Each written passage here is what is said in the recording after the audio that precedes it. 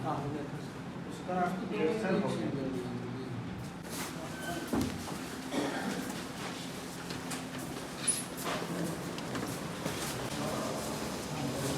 क्या दिक्कत था?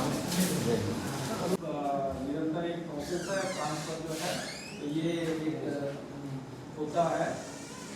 इसी के साथ मैं पीडी साहब के उज्जवल भविष्य की कामना करूंगा, और मेरा ये व्यक्तिगत मानना भी है कि जो लातेहार पुलिस है वो लकी है ऐसे पीडी नए पीडी साहब जो हमारे आए हैं उनसे भी हम लोग ऐसी अपेक्षा रखते हैं कि जैसा पीडी साहब करते थे बढ़िया काम तो वो भी करेंगे, और जो अपराधी हैं अभी उन्हें ज़्यादा सजा हो और समाज में जो है एक अच्छा मैसेज जाए और समाज जो है बेहतर हो। और पीपी साहब का एक बार मैं पुनः धन्यवाद देते हुए अपनी वाणी को विराम देता हूँ। विदाई समारोह में उपस्थित सबसे पहले मैं उनको इस बात के लिए धन्यवाद ज्ञापन करना चाहूँगा कि भाई इस विषम परिस्थिति और इस गम की स्थिति में भी हमारे विदाई समारोह दोनों तरफ से भी गम की स्थिति है। एक पुलिस अफसर का शायद निधन हो गया है, तो इस स्थिति में भी हम लोग एक साथ जमा हुए हैं। तो हम ये कहना चाहेंगे कि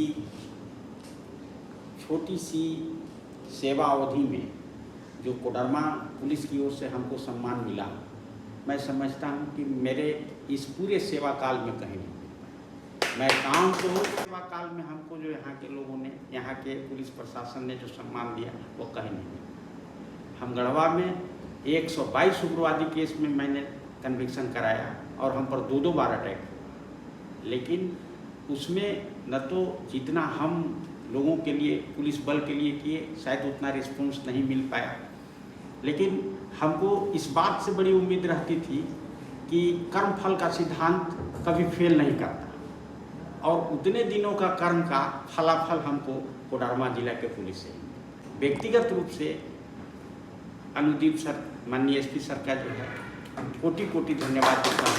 उन्होंने हमरे लिए जो जगह बनाया और जो हमरे अंदर जो था उसको निखारने का ही नहीं, अवसर दे करके उसको करने का, अगर यहाँ से अवसर नहीं मिलता तो शायद हम उतना नहीं कर पाते, क्योंकि और जगह अवसर नहीं मिलता था, कंजेनियट एटमॉस्फेयर नहीं मिल पाता था।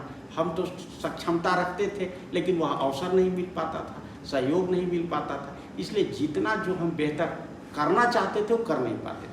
लेकिन जितना कम समय में हमने कोडरमा में किया, सिर्फ और सिर्फ माननीय श्री एसपी सर के जो है बहुत बड़ा योगदान रहा, और हमने इतना अचीवमेंट किया पुलिस के लिए। वह अचीवमेंट, प्रोसिक्यूशन तो गॉन पोस्ट है, कोई नहीं जानता प्रोसिक्यूशन को। आप किसी भी जिला में चले जाइए, पीपी साहब को बिरले कोई जानता है कि यहाँ कोई पीपी साहब भी रहते हैं।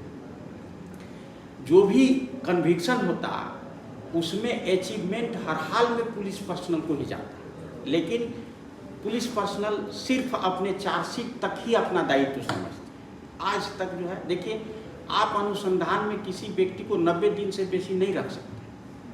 अगर 90 दिन से बेसी अगर रखना है तो उसके लिए प्रोसिक्यूशन का ही सहारा लेना होगा, और प्रोसिक्यूशन टिल लाइफ और टिल डेथ दे सकता रिजल्ट। तो ऐसी स्थिति में हम अपेक्षा रखेंगे कि काश कोडरमा पुलिस के जैसे ही, कोडरमा के जैसे हमारे माननीय एसपी सर हैं, वैसे ही अगर सारे लोग अगर बन जाएं और वैसे ही पुलिस और प्रोसिक्यूशन का अगर समन्वय बैठ जाए, तो शायद हम समझते हैं कि 80 से 90% जो है क्राइम जो है कंट्रोल हो जाता है।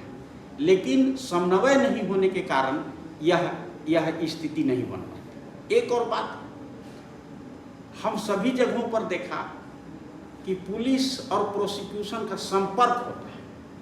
यहाँ हम लोगों का पुलिस और प्रोसिक्यूशन का संबंध था, संपर्क नहीं था।